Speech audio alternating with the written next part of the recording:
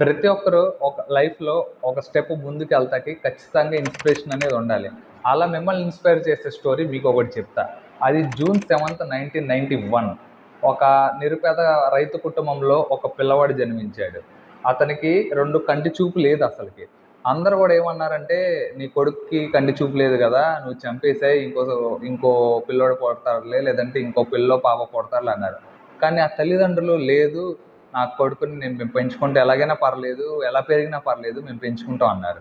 సరే కట్ చేస్తే అతను అలా అలా ఎదుగుతా పెద్దయ్యాడు. పెద్దయిన తర్వాత స్కూల్లో గాని, ఎక్కడ గాని అసలు ఎవ్వరు గూడా అడ్మిషన్ గాని ఇవ్వలేదు.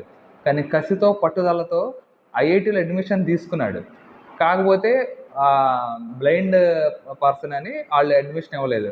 సరే ఐఐటీ నన్ను తీసుకోకపోతే నాకు ఐఐటీ వద్దని వేరే యూఎస్‌లో మాస్టర్స్ చేసి 2012లో హైదరాబాద్ వచ్చి బొల్లాంత్ ఇండస్ట్రీస్ అని స్టార్ట్ చేశాడు. అతను ఎవరో కాదు, శ్రీకాంత్ బొల్ల.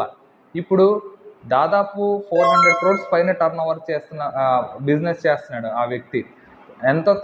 ఎంతో మందికి ఫిజికల్లీ ఛాలెంజ్డ్ పీపుల్‌కి అందులో జాబ్స్ ఇస్తున్నాడు. అలా ఒక కంటి చూపు లేని మనిషి ఇంత ఇన్‌స్పైర్ చేస్తున్నాడంటే, అంత ఎత్తుకు ఎదిగాడంటే, మనకి కళ్ళు, చేతులు, కాళ్ళు అన్నీ బాగుండాలి. మనం ఎంత ఇన్‌స్పైర్ అవ్వాలి, మనం ఎంత చేయాలి.